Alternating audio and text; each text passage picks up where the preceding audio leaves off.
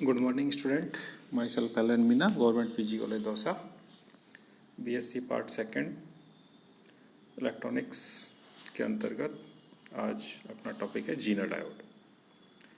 Jenner diode हम जानते हैं कि पीएन संधि डायोड में पश्च बायस आरोपित करने पर नगण्य धारा प्रवाहित होती है। ये धारा अल्पसंख्यक आवेश वाहकों की धारा होती है, किंतु जीनर डायोड के लिए पश्च बायस में यदि आरोपित विभव का मान एक सीमा से अधिक हो जाए या किया जाए तो परिपथ में धारा के मान में अचानक तीव्र वृद्धि होती है और इस प्रक्रिया को हम जेनर का भंजन, जेनर ब्रेकडाउन कहते हैं। रिवर्स कैरेक्टरिस्टिक कर्व में इस क्षेत्र को हम भंजन क्षेत्र कहते हैं, ब्रेकडाउन रीजन कहते हैं। जीनर भंजन किसी जीनर डायोड का जो धारा बढ़ता आ रहा है वो ग्राफ के अनुसार दिखाया हुआ है। इसमें रिवर्स बायस और अग्र बायस एक्स एक्सिस पर वोल्टेज लेते हैं, वाई एक्सिस पर करंट लेते हैं।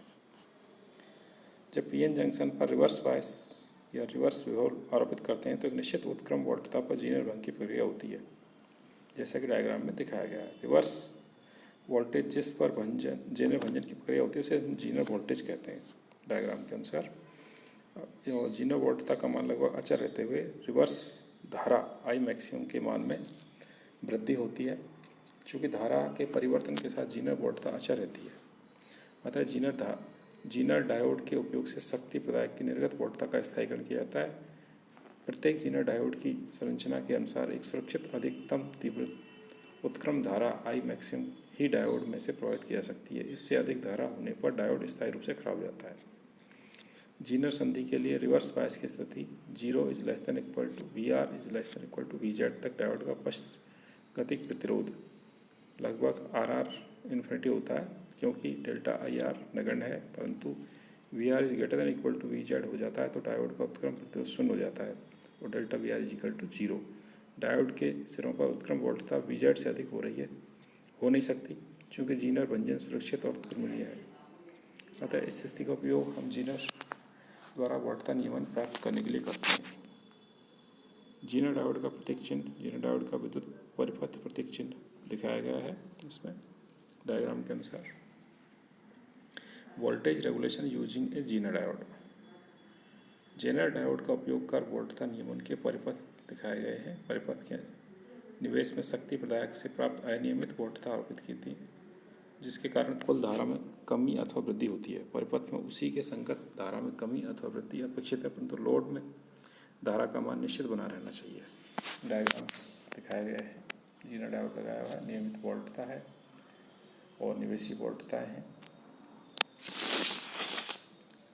ये जीनर डायोड के जीनर भंजन के गुण के कारण आसानी से प्राप्त कर लेते हैं, जिसे निम्न प्रकार समझ सकते हैं। पहले परिपथ, जब तक निवेशी वोल्टता Vin का मान जीनर भंजन वोल्टता VZ के मान से कम है, जीनर का प्रतिरोध अनंत है, अर्थात शाखा PQ खुली है, तो परिपथ में परिणामी प्रतिरोध RL है।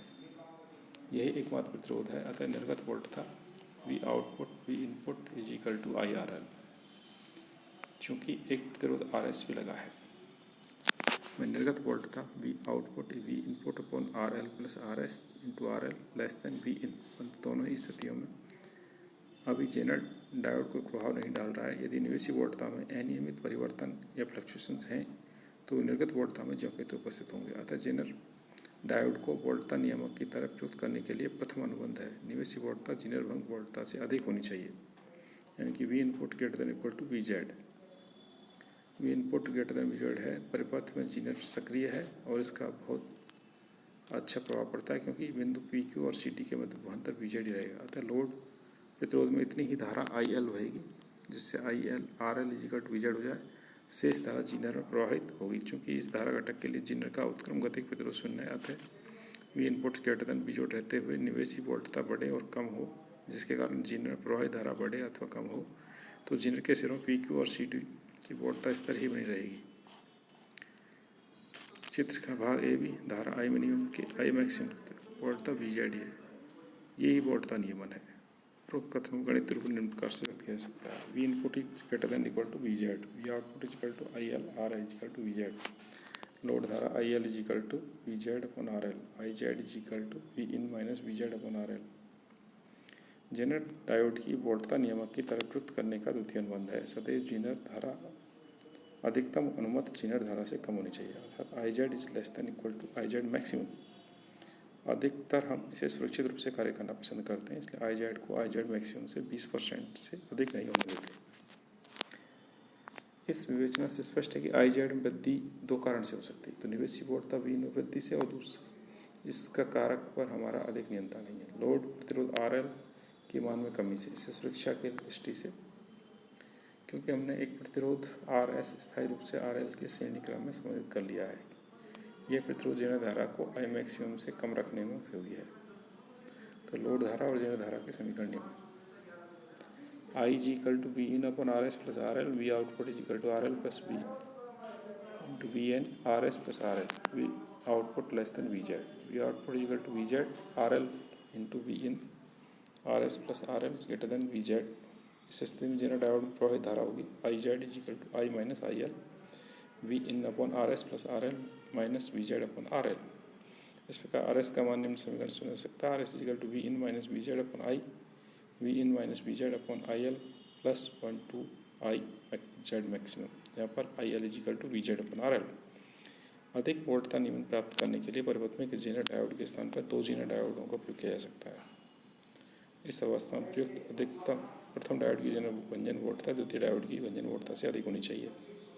इसके प्रथम डायोड द्वारा निर्गत नियमित वोल्टता द्वितीय डायोड की नियमित वोल्टता होगी, जिसके कारण परिपथ के परिणामी निर्गत वोल्टता का नियमन अच्छा होता है।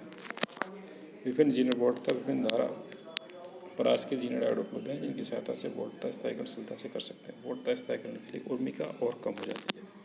Thank you.